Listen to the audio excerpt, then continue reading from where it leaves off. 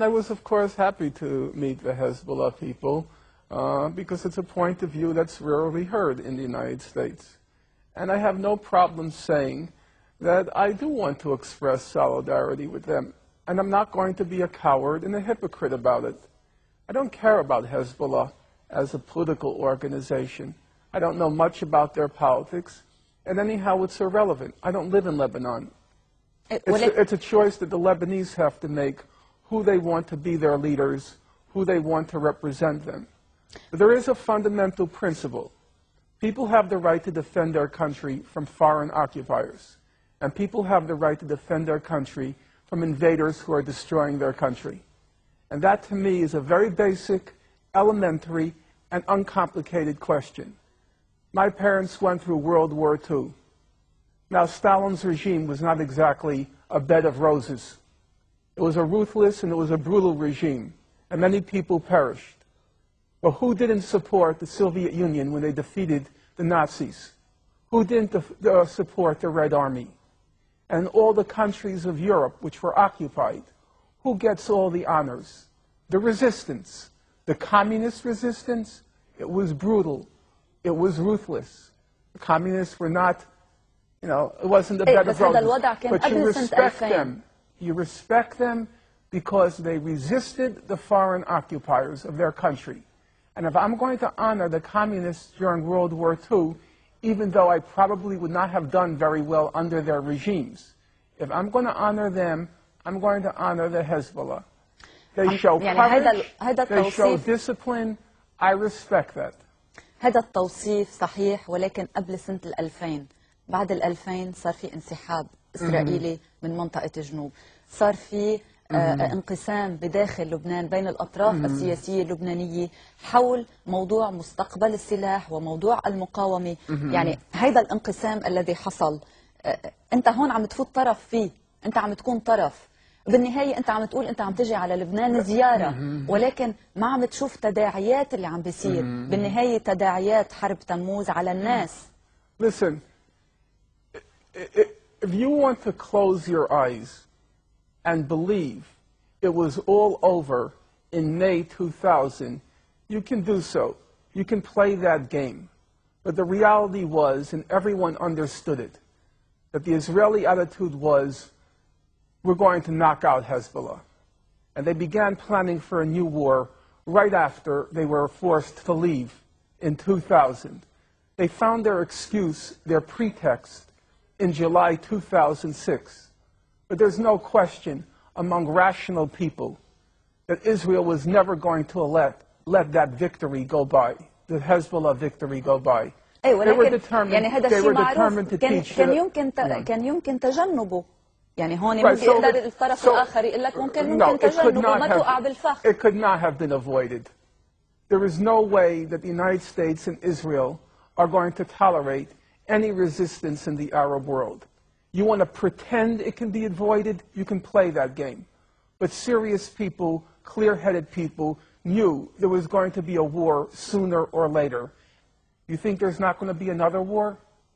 You think Israel is going to allow that defeat in July 2006? You want to pretend it's Hezbollah that's causing the trouble? No, there will be another war, and the destruction will probably be 10 times worse, maybe even more, than July 2006, because Israel is determined with the United States to put the Arabs in their place and to keep them in their place. Now, how can I not respect those who say no to that? You know, during the Spanish Civil War, there was a famous woman, they called her La Pasionaria, Dolores Ibarruri, from the Spanish Republic. And she famously said, it's better to die in your feet than to walk crawling on your knees. ولكن هذا خيار الشعب اللبناني كله. يعني مش I totally agree. I'm not telling you what to do with your lives. I'm not telling you. And if you rather live crawling on your feet, I could respect that. I could respect that. People want to live. How can I deny you that right? But then how can I not respect those who say they'd rather die on their feet? How can I not respect that? Israel and the United States are attacking because they will not allow any military resistance to their control of the region. That's the problem. If Hezbollah laid down its arms and said, we will do whatever the Americans say, you wouldn't have a war, that's true. But you'd also be the slaves of the Americans. I have to respect those who refuse to be slaves. ما في غير طريقة واحدة اللي هي المقاومة العسكرية. I don't believe there's another way. I wish there were another way. Who wants war? Who wants destruction? Even Hitler didn't want war. He would much prefer to have accomplished his aims peacefully, if he could. So I'm not saying I want it, but I honestly don't see another way unless you choose to be their slaves. And many people here have chosen that. I can't really say I can understand it. You want to live. I can't really say I respect it. You know, so many dead, so much destruction, before the bodies are even buried, before the buildings are even rebuilt, the person who's responsible for it all, you can't wait to welcome him. You can't wait to roll out the red carpet. I can't respect that. In that respect, I like the Jews much more. I like their attitude. You know what the Jewish attitude is? Never to forgive, never to forget. And I agree with that. Why roll out the red carpet less than 2 years after your whole country was destroyed by them? The Secretary of State said it was the birth pangs of the new Middle East. That's the statement of a freak. A human freak would compare the birth of a child with the destruction of a country. And yet there are people here who are so anxious to welcome her. They're trying to figure out, what are the Americans thinking? They can't wait for their banquets. How can anyone respect that? I respect the Jews 1,000 times more. Never to forgive, never to forget. All the death and all the destruction. And you can't wait to welcome him. Norman. It's disgusting. Who the hell cares if Bush is coming? ولكن أنت عم بتقول إنه في حرب أخرى قادمة. You should have declared him persona non grata. He's not welcome here. He destroyed your country. He was responsible for the war.